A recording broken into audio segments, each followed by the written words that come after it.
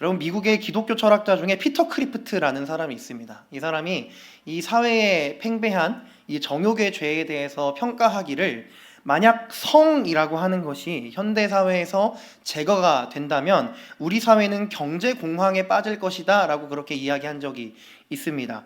실제로 우리가 살아가는 세상을 살펴보게 되면은 이 성이라고 하는 것은 굉장히 많이 연결이 되어 있습니다. 성이라는 요소가 빠진 경제적인 영역을 보면 생각하기가 어렵죠. 광고를 여러분 하나 보더라도, 그럼 광고에 저 같은 사람이 나온 건 본 적 없으시잖아요. 그렇죠? 제가 나와서 이러면서 화장품 이렇게 광고하면 누가 그걸 사겠습니까? 그렇죠? 네, 아름답고 뭐 외적으로 사실은 훌륭하고 미적인 요소가 굉장히 잘 갖춰져 있는 그런 사람들. 근데 그런 뿐만이 아니라 사실은 이런 성적인 요소들이 그 정도로 중요하다라고 하는 것이죠. 우리는 성적인 요소들과 관련된 문화와 그런 가치들이 지배하고 있는 시대를 사실상 우리는 지금 살아가고 있다라고 해도 과언이 아닙니다. 그래서 어떤 사람들은 이렇게 얘기합니다. 성이라고 하는 것은 이 사회의 가장 높은 곳에 이미 위치해 있다라고 말이죠. 피라미드 꼭대기에는 지금 성과 그와 관련된 문화들이 있어서 이 사회, 이 문화, 이 세상을 지금은 거의 지배하고 있는 것이다 라고 이야기를 하고 있습니다. 그러나 참 재밌는 것은요, 여러분, 성경의 관점에서 볼 때 성경에서는 분명히 이제 이런 성적인 것이 중요하고 이제 그 다음에 그것들이 지배하고 있는 잘못된 성에 대한 가치관과 관점들이 지배하고 있는 이 세상과 사회는 분명히 잘못된 겁니다. 근데 되게 재밌는 게 뭐냐면요, 우리가 지금까지 이제 5가지의 죄를 다뤘고 다음 주면 이제 마지막에 끝나게 되는데, 교만, 시기, 분노, 나태, 탐욕, 다음 주에 다룰 허영, 여러분 교회 공동체 모임, 이렇게 목장 모임 하시면서 나는 이런 죄가 좀 강한 것 같아요 라고 얘기를 하실 때, 방금 제가 말씀드린 6가지를 얘기하시는데 어려움이 있으신 분들은 없으실 겁니다. 그런데 나는 음란한 사람이에요 라는 얘기를 교회에서 하는 것은 어렵습니다. 저는 음란물을 많이 보는 죄를 짓고 있어요, 이런 얘기를 교회에서 하는 사람들 여러분 만나본 적이 있으신가요? 살면서 한 명 봐봤습니다. 저는 한 명. 제 친구. 제 친구 한 명이 심지어 제가 다니던 대학교, 총신대학교 신학과 수업 시간에 기도해달라고, 음란물을 끊을 수 있도록 기도해달라고 그렇게 요청했던 친구가 있습니다. 못해요. 못합니다. 그게 굉장히 이 정욕이라는 죄의 무서운 부분 중에 하나예요. 세상은 이 성에 관련된 것들을 드러내면서 살아갑니다. 자랑하고요, 노출하기를 꺼려하지 않죠. 오히려 이 사회 문화를 그런 요소들이 지배하고 있어요. 정욕의 요소들이 이 사회를 지배하고 있는데, 그리스도인들은 특히 우리 한국 사회에서는 그런 부분들에 대해서 꺼내고 노출시키고 나의 그런 죄에, 정욕에 관련된 나의 죄들에 대해서 사람들과 나누는 것을 꺼려합니다. 감추고 넣어두고 덮어두어요. 그래서 우리는 이 정욕의 문제를 해결하기가 너무 어렵습니다. 나 혼자서 끙끙 앓고 있고, 사실 이거는 교육자들한테도, 그러니까 담당하는 사역자들한테도 얘기를 잘 못해요. 가려지게 되는 죄이기 때문에 사실 그래서 우리는 이 정욕이라고 하는 죄를 굉장히 주의해서 살펴보아야 할 필요가 있습니다. 근데 여러분, 정욕에 대한 것을 이야기를 했는데, 정욕이라는 것이 제가 앞서서 성적인 죄다라고 그렇게 말씀을 드렸습니다. 근데 이거는 사실 조금 비약이 있는 말이에요. 정욕이라고 하는 것을 조금 더 이제 구체적으로, 그리고 좀 더 정확하게 얘기를 하면은, 단순히 우리가 보통 이렇게 성적인 죄하면 생각나는 여러 가지가 있으실 거 아니에요. 음란물 같은 것도 그렇겠지만 성적으로 나타나는 많은 범죄들도 있을 거고요.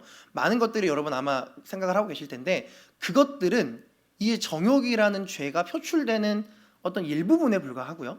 사실 정욕이라는 죄는 단순히 그냥 성과 관련된 안 좋은 행동들이라고만 정의 내리기는 어렵습니다. 정욕이라고 하는 죄에 대해서 굉장히 잘 표현하고 있는 단어 중에 하나가 라틴어인데요. 영어로 정욕을 번역을 하면은 lust, L-U-S-T 이렇게 보통 쓰는데, 이 단어의 원어격이 되는 라틴어에 룩수리아라는 단어가 있습니다. 룩수리아. 이 룩수리아라고 하는 단어는 갖고 있는 의미가 뭐냐면요, 이기적인 성욕이에요. 이기적인 성욕. 중요한 거 앞에 이기적인이 붙는 겁니다. 이기적인 성욕. 그냥 물론 이제 이거 자체만 봐도 사실 이렇게 이 현대 사조가, 이 현대 사회가 성을 상품화하고 있는, 사실 성경에서 성은 굉장히 중요하고 거룩한 거거든요. 근데 그런 것들을 상품화하고 있는 이 시대의 사조랑도 맞는 것처럼 보이기는 해요. 그런데 여기서 말하는 이기적인 성욕이라는 것이 무엇이냐? 이렇게 표현할 수 있습니다. 남자나 여자를, 잘 들으세요. 남자나 여자를 너가 아니라 그것으로 보는 거예요. 뭐라고요? 남자와 여자 서로를 너가 아니라 그것이라고 보는 겁니다. 네, 무슨 말인지 이해가 가시면 좋은데 안 가셔도 괜찮습니다. 설명을 지금부터 해드릴 겁니다. 바꿔 말하자면요, 남자와 여자를요, 우리 서로의 이 다른 이성들을 사실 넓게 보자면은 상관없습니다. 모든 사람들을요, 인격적인 대상이 아니라 나의 어떤 이기적인 욕심을 채우는 대상으로 여기는 게 정욕이에요. 나랑 인격적으로 관계를 맺고 나랑 어떤 교제를 하고 화합을 하고 어떤 공동체 안에서 서로 함께 연합돼서 살아가는 그런 것이 아니라, 그런 대상으로 남자나 여자를 바라보는 것이 아니라 서로를 나의 어떤 이기적인 욕심을 채우기 위한, 나의 이기적인 욕망을 채우기 위한 도구로, 물체로, 사물로 보는 게 바로 정욕이라는 죄가 가지고 있는 정확한 의미라고 여러분 할 수가 있을 것입니다. 자, 그래서 우리는 이 정욕이라고 하는 것을 정확하게 알기 위해서요, 제가 말씀드렸던 남자와 여자 서로를 이기적인 욕심의 대상으로 생각하는 그런 남자와 여자의 그 관계, 남녀 간의 관계를 성경적으로 정확하게 한번 짚고 넘어갈 필요가 있습니다. 태초에 하나님께서 만드셨던 남자와 여자의 관계가 어떤 것이었는지 우리가 먼저 마주했을 때 정욕이 생기기 전에 아름다운 상태, 그리고 더 나아가서 우리가 다시 돌아가야 하는 회복된 정욕의 상태가 무엇인지를 알 수가 있게 되는 거거든요. 그래서 오늘 우리가 함께 나눴던 말씀이 바로 창세기 3장 말씀이에요. 교만의 죄에 대해서 얘기할 때 1절부터 5절까지를 봤는데 6절 이하의 말씀을 보면은 남녀 간의 관계에 대한 이야기들을 우리가 확인을 해볼 수가 있게 되거든요. 먼저 하나님께서 처음 만드셨던 남녀의 관계를 한번 정리를 해보겠습니다. 창세기 2장 24절 말씀을 보면 이렇게 이야기를 하죠. 함께 읽어볼까요? 이러므로 남자가 이룰지로다. 아멘. 잘 알고 계시는 말씀이죠. 네, 그리고 이렇게 돼야 됩니다, 여러분. 남자가 부모를 떠나 그의 아내와 합하여 둘이 한 몸을 이룬다라고 말씀을 합니다. 여기서 합하여라고 하는 말은 연합이라고 번역을 원래 하는 게 좋아요. 연합이요. 이 연합이라고 하는 것은 그냥 결혼 관계 얘기하는 거죠. 일단은 근데 남녀간에 이렇게 결혼을 해서 결혼식을 해서 법적으로 부부가 됐다 그런 얘기하는 게 아닙니다. 저 연합이라고 하는 말은요, 남자와 여자 사이에 있는 전인격적인 연합이에요. 전인격적인. 이게 무슨 말이냐? 기본적으로 여러분, 부부 사이에 있어야 하는 육체적인 관계부터 시작을 해서 그들이 가지고 있는 삶의 어떤 가치관, 생각, 마음, 삶에 대한 태도, 신앙, 중요합니다. 신앙에 이르는 모든 것들을, 모든 가치들을 연합시키는 거예요. 붙여넣는 거예요. 근데 여기서 우리가 오해하면 안 되는 게 똑같이 만들라는 게 아닙니다. 그것을 서로 같이 있을 수 있도록 만들어가는 거예요. 그게 하나님께서 처음 만드셨던 남성과 여성의 관계의 핵심이었어요. 뭐라고요? 연합이요. 연합. 이 놀라운 남녀 관계의 연합의 이야기를, 그 모습을, 이상향을 잘 보여주는 말씀이 바로 이어지는 25절 말씀인데요. 25절 말씀 한번 봐볼까요? 읽어볼까요? 아담과 그의 아내 두 사람이 벌거벗었으나 뭐하지 않았다? 부끄러워하지 아니하였다. 두 사람이 벌거벗었으나 부끄러워하지 않았다라고 얘기를 합니다. 물론 이것은요, 아직 세상에 죄가 들어오기 전이었어요. 그렇죠? 3장에 가서 세상에 죄가 들어오게 되죠. 물론 이 벌거벗었다라고 하는 것은 아직 죄가 무엇인지를 깨닫지 못했었다라는 것을 의미하기도 합니다마는, 이 서로의 벌거벗음을 보았을 때 그것을 부끄러움으로 여기지 않았다는 얘기입니다. 이게 무슨 말이냐? 여러분, 벌거벗었다라고 하는 것은요, 허물을 봤다라고 하는 얘기거든요. 그러니까 상대의 허물을, 상대의 상처를, 상대의 아픔을, 상대의 괴로움과 문제를, 그것을 봤다고 해도 그것을 상대방의 벌거벗음으로 여기지 않았다라는 거예요.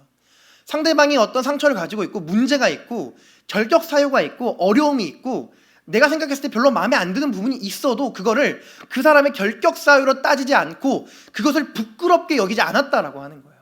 상대방을 있는 모습 그대로 받아줄 수 있는 그런 상태. 그것이 한쪽 면에서만, 한쪽 사람에서만 그것을 하는 게 아니라 서로 같이, 남자와 여자가, 아담과 하와가 서로가 서로의 벌거벗음을 보면서도 부끄러워하지 않았다라는 것은 상대방의 어떤 아픔과 어려움과 문제와 결격 사유들을 확인을 했음에도 불구하고, 물론 이때는 죄가 들어오지 않아서 뭐 그런 상태는 아니었겠지만, 그런 거를 본다 할지라도, 그런 게 발견됐다 할지라도 받아줄 수 있는 상태였다는 거예요. 그게 성경이 얘기하는 남자와 여자가 기본적으로 하나님께서 만드셨던 아름다운 상태, 연합의 상태입니다. 그래서 여러분, 우리가 추구해야 할 연합의 상태가 또 여기에 있습니다. 자세한 건 뒤에 가서 얘기 더 정확하게 드리도록 할 건데요. 여러분, 참 좋은 상태죠. 여러분 연애하실 때도 좀 이렇게 하셨으면 좋겠어요. 그래서 연합, 서로의 벌거벗음을 부끄러움으로 여기지 않아주는 그런 연애, 그런 사랑, 그런 결혼. 근데 이 하나님께서 만드신 아름다운 연합의 관계가 부서지는 사건이 생기게 됩니다. 창세기 3장 말씀이고요. 죄가 세상에 들어오면서 이 아름다운 연합의 관계가 파괴되는데요. 그 모습을 오늘 3장 6절 그리고 7절 말씀엔 이렇게 이야기를 하고 있습니다. 6절 말씀은 죄를 짓게 되는 모습이죠. 여자가 그 나무를 본즉 먹음직도 하고 보암직도 하고 지혜롭게 할 만큼 탐스럽기도 한 나무인지라 여자가 그 열매를 따먹고 자기와 함께 있는 남청에게도 주매 그도 먹은지라. 7절 같이 읽습니다. 시작. 예.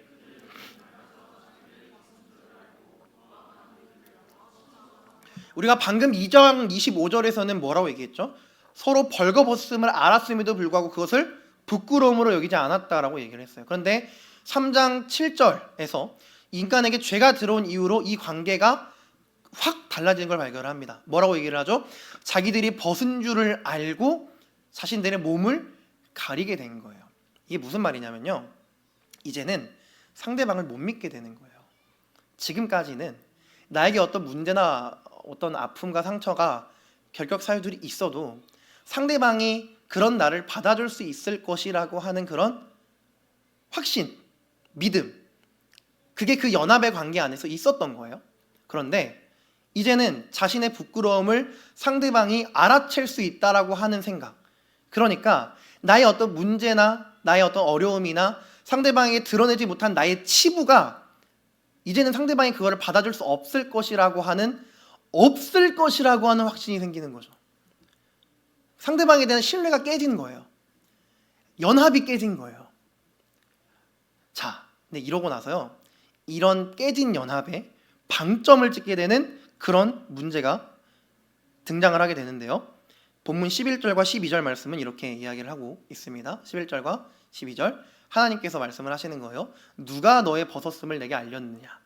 내가 내게 먹지 말라 명한 그 나무 열매를 내가 먹었느냐? 아담에게 하신 말씀이죠. 네, 아담이 12절에서 이렇게 대답을 합니다. 아담이 이르되 하나님이 주셔서 나와 함께 있게 하신 여자 그가 그 나무 열매를 내게 주므로 내가 먹었나이다. 그럼 이게 무슨 말이냐면요, 굉장히 사실은 아담의 반응이 찌질하죠. 그러니까 우리식대로 얘기하자면 여자친구 탓을 하고 있는 거예요. 지금 누가 먹으라고 했어? 하와가 먹으라고 했는데요. 이런 얘기를 하는 거죠. 근데 이게 그냥 이렇게 단순히 찌질한 말 이런 걸로 끝낼 게 아니에요. 하나님이 나와 함께 하신 여자가 나에게 그것을 먹게 하였다라고 얘기를 하거든요. 이게 뭐냐면 하나님이 만드신 관계잖아요. 남자와 여자, 여러분 남녀의 관계는요, 여러분 나중에 꼭 결혼하시고 항상 잘 기억하셔야 되는 건데, 남녀 관계는 하나님께서 정말 아름답고 정말 이 세상에서 누릴 수 있는 최고의 기쁨을 누릴 수 있게 허락하신 관계예요. 정말 하나님의 기쁨이 되는 관계고요. 세상에서 하나님께서 직접 만드신 공동체가 두 개가 있거든요. 그 중에 먼저 만드신 게 남녀 관계, 가족 공동체거든요. 너무 아름답고 중요한 관계인데 아담이 지금 그 관계를 탓을 하고 있어요. 하나님이 여자 안 만들어서 나한테 이런 일 안 생기지 않았냐, 이렇게 되는 거거든요, 지금 이 말씀이. 근데 그러면서 책임의 소재를 누구한테 돌리는 거죠? 자기 아내한테 돌려요. 아내한테. 여러분 원래 하나님 안에 남녀 관계의 참된 연합은 어떤 모습이 돼야 되냐면요, 혹시 이 사람에게 문제가 있어도 잘못을 했어도 감싸주는 거예요. 덮어주는 거예요. 내가 그 책임을 대신 져주는 거예요.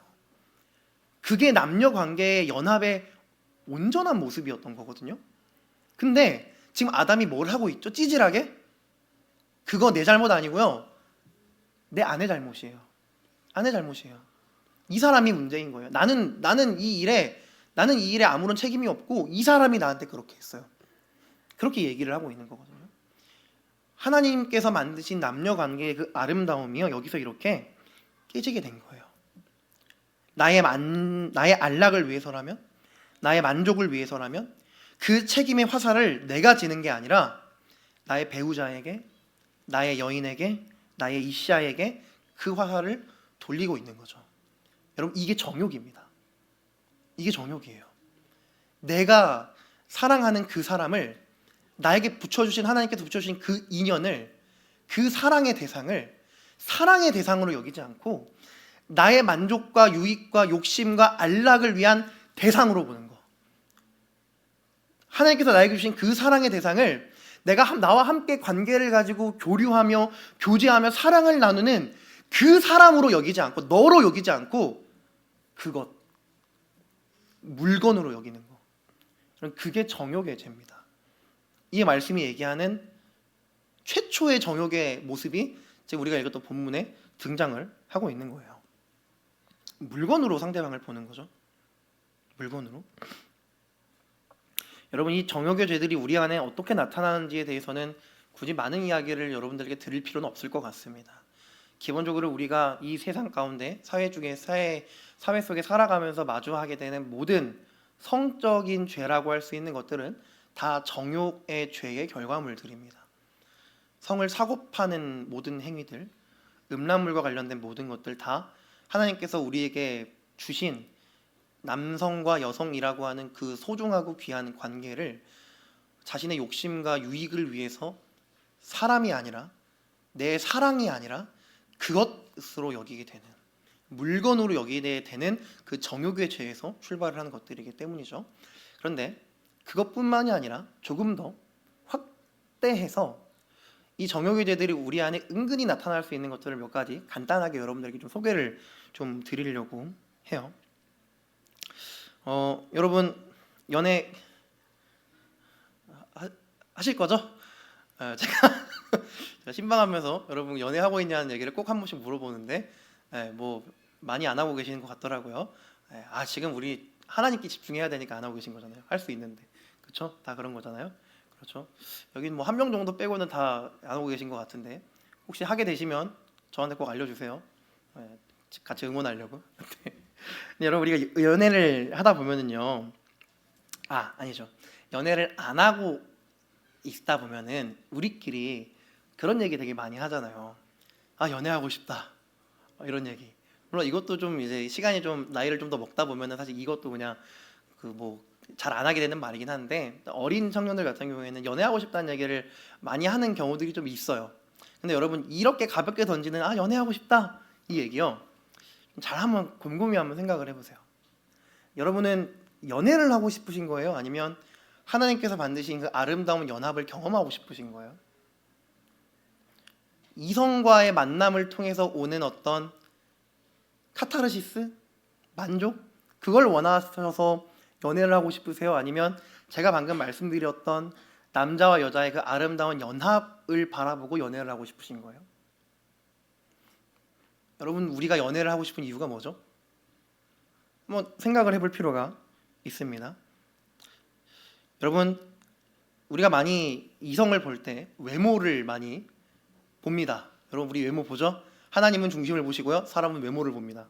외모는 굉장히 중요해요. 외모를 안 본다는 얘기는 여러분 거짓말입니다.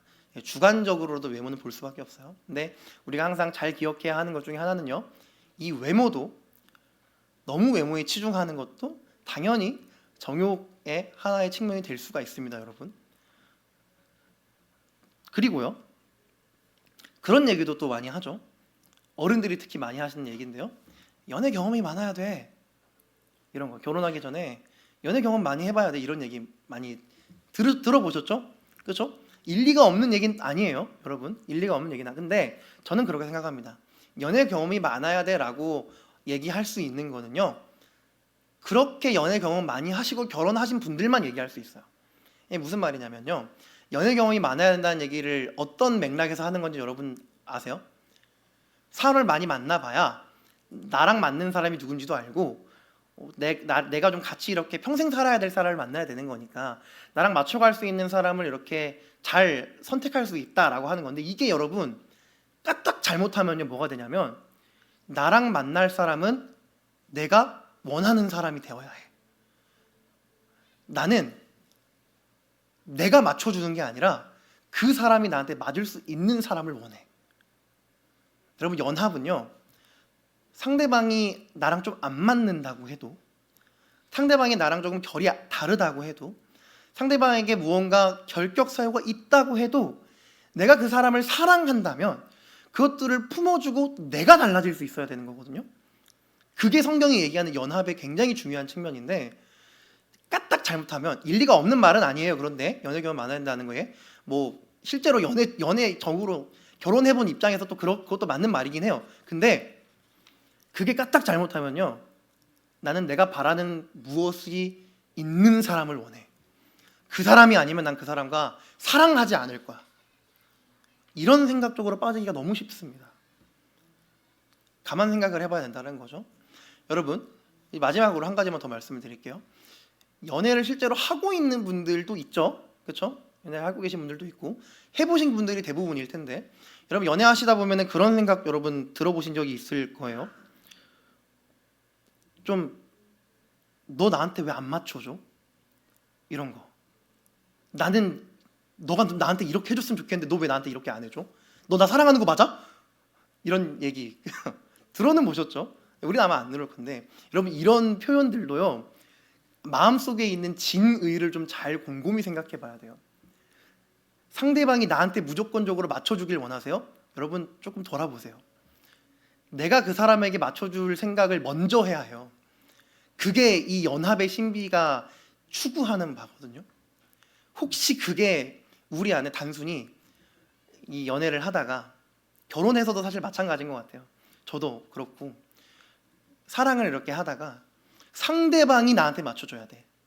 그 사람이 나에게 맞춰서 변해야 돼. 왜 저 사람 안 변하지? 왜 저 사람 안 달라지지? 원래 그런 사람인 건데, 그럼 내가 맞춰주면 되는 거거든요. 근데 그게 안 되는 경우들이 꽤 있는 것 같아요. 꽤 있는 것 같아요. 요즘은 특히 좀 더 그런 것 같아요. 여러분, 그것도 정욕의 어떤 하나의 측면으로 볼 수가 있습니다. 상대방을요, 다시 말씀드리지만 상대방을, 남자와 여자, 더 나아가 나와 관계를 갖기 위해서 하나님께서 보내주신 그 인연에 대해서 그 사람을 나와 사랑의 관계 안에 들어갈 수 있는 나의 인연으로 보는 게 아니라, 내가 뭔가 원하는 것을 충족받고자 하는 대상으로만 본다면 여러분 그건 정욕입니다. 그런 것들이 생각보다 우리에게 잔잔하게라도 꽤 많이 퍼져 있을 수가 있다는 것을 좀 이 말씀 앞에서 여러분들이 좀 고민을 해보셨으면 좋겠어요. 그래서 저는 이 정욕이라고 하는 것을요, 이렇게 짧게 정리를 해보고 싶습니다. 정욕이라고 하는 것은 뒤틀린 사랑입니다. 뒤틀린 사랑.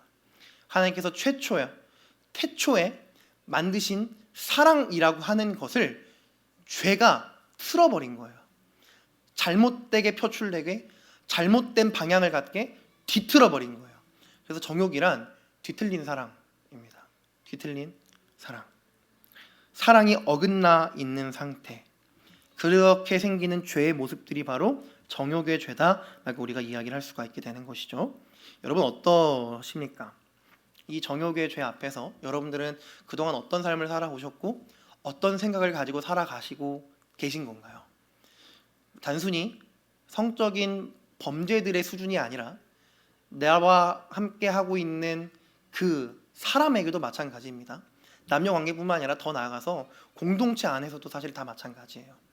하나님께서 나에게 보내주신 소중한 나의 인연들이 있잖아요. 우리 교회 공동체도 있잖아요. 그 사람을 내가 원하는 무언가를 얻어내기 위한 수단 정도로 여기고 있다. 그것도 정욕의 죄의 일원이 될 수가 있어요.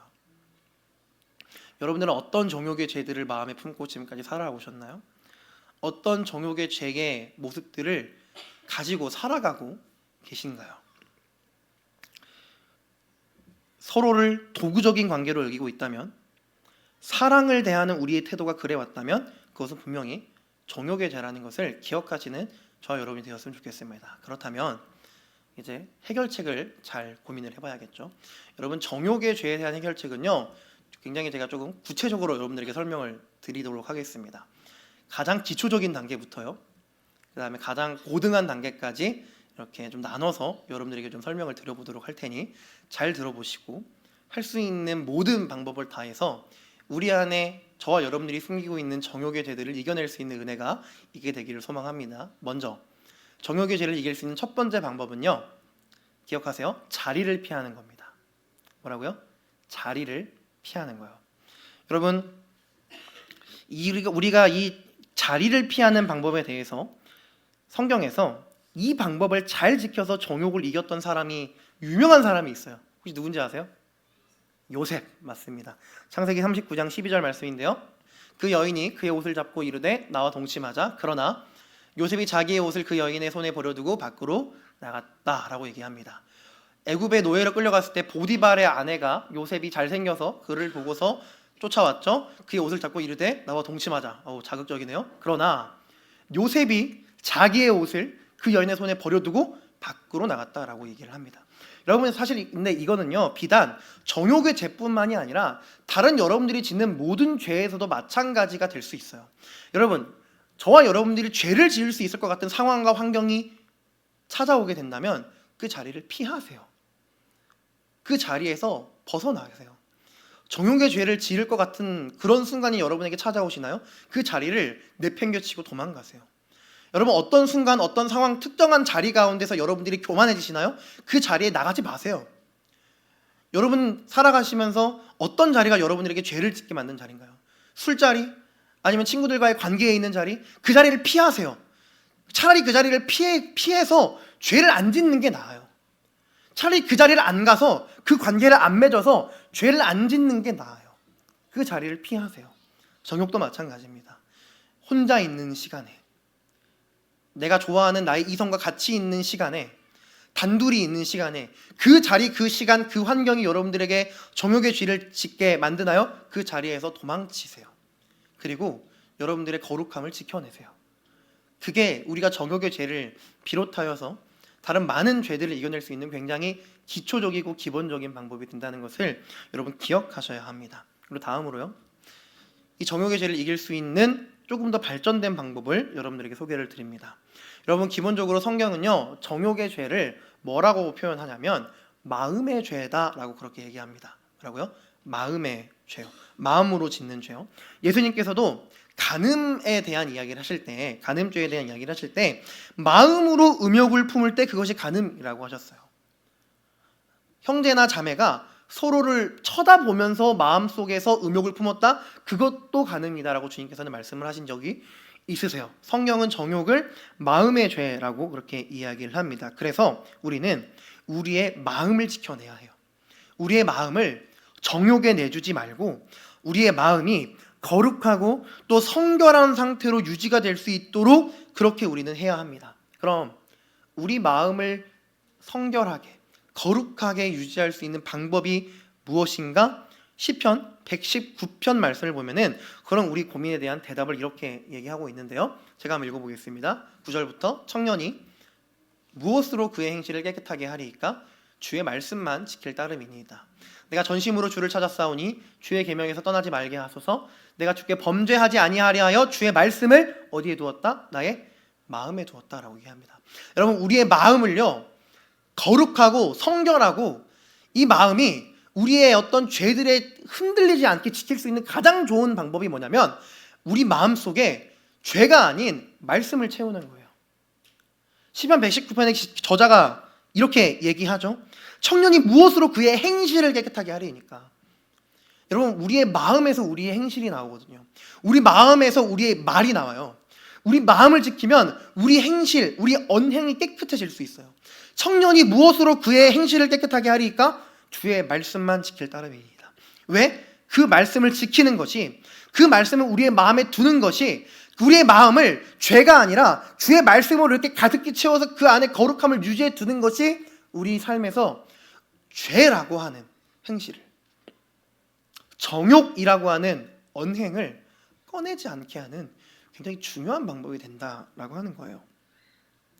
나의 마음속 정욕이 역사하지 못하도록 우리의 마음을 하나님의 계명으로 지키는 거죠. 무엇이 거룩인지, 무엇이 성결함인지, 무엇이 정욕이 아니라 진짜 사랑인지, 참된 사랑이 무엇인지를 주의 말씀을 통해서 알아가라는 거예요. 그리고 그 말씀을 저와 여러분의 마음속에 때려 넣으라는 거예요. 채워놓으라는 거예요. 그럼 그게 마음속에 가득 차 있는 그 말씀이 그 안에 정욕의 마음들이 틈타지 못하도록 막아준다라고 하는 거죠. 그런 사람의 삶의 행동은, 말은, 행실은 정욕을 담아내는 게 아니라 거룩을 담아내는 삶의 행실로 변화할 수 있다라고 하는 것으로 말씀은 이야기를 우리에게 하고 있는 거예요. 그러니 여러분, 전심으로 주님을 찾고 주의 계명에서, 말씀에서 떠나지 않도록 발악하는 저와 여러분이 되기를 소망합니다. 우리가 말씀을 봐야 하는 이유는 굉장히 많아요. 뭐 하나하나 다 말하는 끝도 없어요. 그런데 우리 이 반드시 죽으리라 시리즈에서 죄를 경계하는 저와 여러분들이 말씀을 읽고 묵상하며 알아가야 하는 굉장히 중요한 이유는 그 말씀이 저와 여러분들을 죄로부터 지키기 때문입니다. 여러분들이 배워가는 말씀이 저와 여러분들의 삶을 죄의 행실로부터 지켜내기 때문이에요. 그래서 우리 말씀을 봐야 합니다. 목장 모임 하실 때 로마서 배우느라 머리가 아프시죠? 힘드시죠? 목자들도 힘들어요. 저도 힘들어요. 그런데 해야 해요. 왜요? 그 말씀이 저와 여러분들을 죄로부터 지켜낼 거예요. 그 말씀 한 번이 언젠가 될지 모르겠지만 여러분들이 죄를 지을 수밖에 없는 그런 상황 속에서, 여러분들이 죄를 지을 것 같은 그런 환경 속에서 여러분들의 마음을 가로막을 거예요. 정욕의 죄를 짓지 않게 여러분의 삶을 가로막을 거예요. 뭐가요? 우리가 지금 보고 있는 이 말씀이요. 이 말씀에 가득히 차서 죄를 이겨내는 저와 여러분이 되기를 소망합니다. 그리고 마지막으로요, 정욕의 죄를 이길 수 있는 가장 고차원적인 방법, 가장 고등한 단계를 여러분들에게 소개해드리도록 하겠습니다. 여러분, 정욕이라고 하는 건 뒤틀린 사랑이라고 말씀을 드렸습니다. 그렇다면 원래의 모습, 그것을 반대로 거슬러 올라가면, 그러니까 뒤틀리기 전의 사랑을 알아가면 그 정욕을 이길 수 있지 않을까요? 뒤틀린 사랑이 아니라 참되고 온전한 사랑을 쫓아가는 게 우리 안에 있는 정욕의 죄를 이겨낼 수 있는 가장 고등한 방법이 됩니다. 그래서 제가 여러분들에게 제시하는 방법이 뭐냐면요, 결혼하세요. 여러분, 결혼하세요. 죄송합니다, 여러분. 근데 결혼하세요. 될 수 있는 한 빨리 하시고요. 내가 정욕의 죄에 많이 흔들리는 것 같다? 더 빨리 하세요. 여러분, 제가 웃자고 하는 얘기가 아니에요. 여러분, 결혼이라고 하는 것은요, 하나님께서 우리에게, 제가 아까 말씀드렸지만 하나님께서 이 세상 속에 직접 만드신 두 가지 공동체 중에서도 가장 먼저 만드신 게 가정 공동체예요. 그래서 결혼은 굉장히 중요하거든요. 근데 여러분, 하나님은요, 이 부부관계, 가정이라는 큰 틀 안에서 사랑과 연합의 모든 것들이 진행되게 하셨는데, 왜 하나님이 결혼관계를 만든지 아세요? 왜 부부를 만들고 왜 가정을 하나님께서 만드셨는지 여러분 혹시 아세요? 이유를? 세상에 가족이 존재하는 이유, 하나님이 부부관계를 만드신 이유 여러분 아세요 혹시? 그 이유가 뭐냐면요, 여러분, 제가 결혼할 때 반지를 맞췄어요. 반지를 맞추는데 보이진 않겠지만 제가 반지를 이렇게 맞추면서 아내한테 글귀를 하나 안에 좀 새기자 했어요. 제 거랑 아내 거랑. 그래서 이제 요청을 하니까 새겨주시더라고요. 그때 제가 여기다 뭘 새겼냐면, 제 반지에는 뭐라고 적혀 있냐면, 이 안쪽에, 나중에 한번 궁금하시면 나중에 찾아보세요. 제 반지 안에는 자신을 주심같이라고 써져 있어요. 자신을 주심같이. 그리고 제 아내 반지에는 죽게 하듯이라고 이렇게 써져 있거든요. 여러분, 이게 말씀이에요. 어디 말씀인지 아세요? 에베소서 5장에 가면은요, 그 부부 관계에 대한 하나님께서 말씀을 주시는 게 있어요. 그런데 거기서 뭐 사실은 현대에 잘 모르는 사람들이 보면은 되게 불편한 얘기들이 많이 나오거든요. 뭐 아내는 남자에게 복종해라 뭐 이런 얘기도 나오고. 근데 그런 게 여러분 오해하시면 안 됩니다. 그 당시 문화에서 그렇게 쓰인 거지 성경은 뭐 그렇게 남녀 관계, 부부 관계가 종속되어 있는 관계라고 절대 얘기하지 않습니다. 왜 그렇게 우리가 얘기할 수 있냐면 성경은 우리에게 이렇게 이야기를 해요. 남편들은 아내 사랑하기를 주님께서 교회를 위해 자신을 내어주심 같이 사랑해라. 아내들은 남편 사랑하기를 너희가 주님을 사랑하듯이 사랑해라. 그렇게 말씀을 합니다. 남편들이 아내를 사랑할 때 어떻게 사랑해야 하냐면요, 주님이 자신의 목숨을 내어 바치시면서 우리를 사랑한 것처럼 남편들은 아내들을 사랑해야 해요. 아내들은요, 우리 교회가 하나님을 사랑하듯이, 주님을 사랑하듯이 아내는 남편들을 사랑해야 돼요. 여러분, 하나님께서 우리에게 부부 관계를, 더 나아가 가족이라는 공동체를 주신 이유가 뭐냐면요, 하나님 사랑이 뭔지 알아가라는 거예요. 하나님과 너희 사이의 관계가 뭐냐면 부부 관계야. 가족 관계야. 너희 부부 관계 속에서 서로 사랑하면서 연합하면서 하나님이 너희의 죄를 용서하시고 감싸줬던 거를 경험해봐. 그 사랑이 얼마나 큰지 알아가봐. 너희들 그 관계 속에서 너가 직접 사랑해보면서 하나님이 너를 얼마나 사랑하셔서 지금까지 이끌어오셨는지를 알아가봐. 배우자의 사랑을 느끼면서, 부모님의 사랑을 느끼면서 하나님이 너희들을 향한 사랑이 얼마나 위대하고 놀라운 사랑인지를 알아가봐. 그게 하나님이 우리에게 부부관계와 가족관계를 주신 유일한 이유거든요. 여러분, 그래서 부부관계는요, 그리고 가족관계는요, 진짜 사랑이 무엇인지 배워갈 수 있는 최고의 훈련 장소입니다. 저도 저 자신을 많이 죽이고 있습니다. 저는 아내한테 지금까지 연애하면서부터 단 한 번도 화를 내본 적이 없어요. 진짜 당당하게 나중에 아내한테 물어보세요. 단 한 번도 화나 짜증을 내본 적이 없습니다. 저는 아내한테 일방적으로 혼나죠. 일방적으로 혼나죠. 그냥 뭐 별 이유는 없어요. 그냥 제 아내를 너무 사랑해서 그래요. 그냥 뭐든지 내 잘못 같고 그냥 항상 미안하기만 하고 그런 마음이 있어요. 근데 때론 저도 힘들거든요. 억울할 때가 없지 않아요. 근데 그래도 하나님이 참게 해주시더라고요. 왜? 하나님이 너를 그렇게 참아줬어. 내가 너를 그렇게 사랑했어. 죄인인 너를, 죄 많은 너를, 용서받을 자격 없는 너를 내가 그렇게 사랑하고 품어줬잖아. 근데 너 그거 하나 못 품니? 너 그거 하나 못 사랑해? 내가 너를 참아줬는데. 그렇게 저는 그렇게 배워가고 있어요. 그러니 여러분, 축복합니다. 여러분 반드시 결혼하실 겁니다. 여러분, 이렇게 사랑을 배워갈 수 있는 배우자를 하나님께서는 여러분들에게 분명히 예비해 두셨어요. 아직 찾아오지 않았을 뿐, 아직 찾아가지 못하고 있을 뿐, 그 배우자는 반드시 여러분들에게 예비되어 있습니다. 여러분, 보통 우리가 바울에 대해서 결혼 안 했다고 많이 생각을 하는데 높은 확률로 바울은 결혼한 사람이에요. 왜냐하면 유대인들의 문화 속에서 결혼을 안 한 사람은 높은 자리로 갈 수가 없거든요. 아마 높은 확률로 바울은 사별을 했을 확률이 높습니다. 아마도 요즘 학자들은 대부분 그렇게 얘기하거든요. 근데 바울도 우리에게 그렇게 얘기해요. 결혼 안 하는 게 낫기는 하다. 근데 그거는요, 조건이 있어요. 결혼 안 한 상태에서 정욕의 죄에 빠지지 않고 하나님과 너 사이의 사랑의 관계를 잘 배워갈 수 있으면 결혼 안 해도 돼. 근데 그게 아니야? 결혼해 라고 바울도 얘기해요. 여러분, 우리 결혼해야 합니다. 꼭 하시게 될 것이라고 예수님의 이름으로 축복합니다. 근데 문제가 있어요. 지금 우리 결혼 못하고 있잖아요. 안 하고 있는 거예요. 안 하고 있잖아요. 그럼 지금 어떻게 그 연합 배워가죠? 이게 문제예요.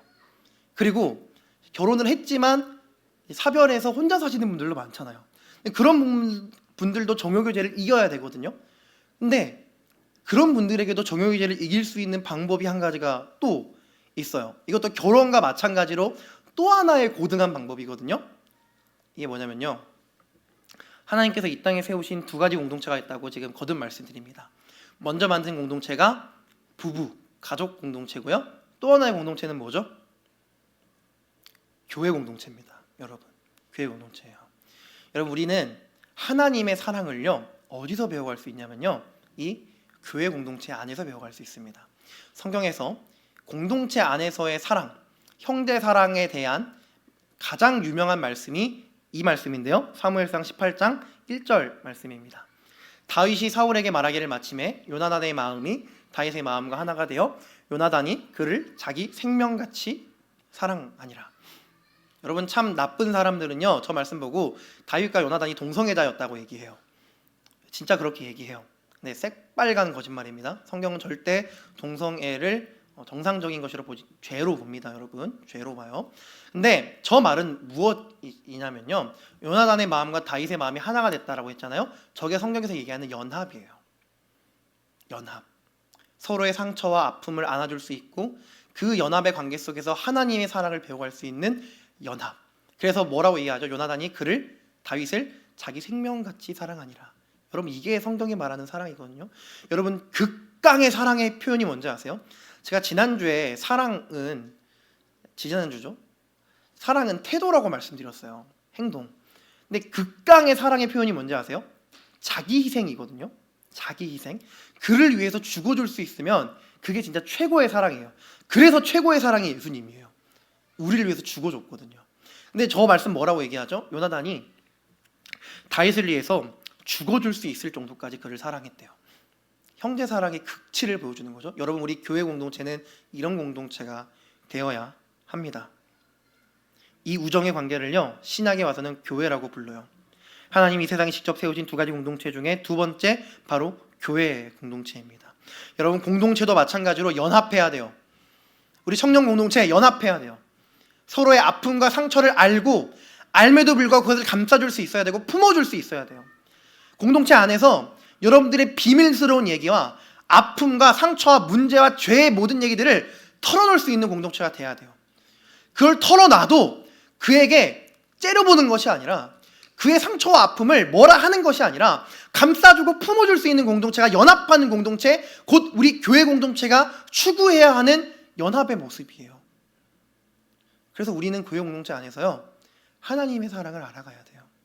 우리 지체를 받아주면서요, 받아주기 어려운 사람들 덜어 있거든요. 그런 사람들을 보면서 주님의 음성을 들으세요. 야, 난 너도 받아줬어. 난 너도 사랑했어. 근데 네 옆에 있는 그 지체를 사랑 못해? 난 너도 사랑해줬어. 근데 같이 예배드리는 그 사람한테 관심도 없어, 너는? 난 너도 받아주고 너도 용서해줬는데? 이 음성을 여러분 들으셔야 해요. 그리고요, 이 우리 공동체 안에서 우리는 죄를 이겨낼 힘들을 서로 같이 그렇게 으쌰으쌰 해가면서 발견해 가는 거예요. 으쌰으쌰 해가면서. 이거 제가 하는 말 아닙니다. 성경에 있는 말이에요. 디모데후서 2장 22절 말씀인데요. 우리 한 목소리로 읽어봅시다. 시작. 또한 너는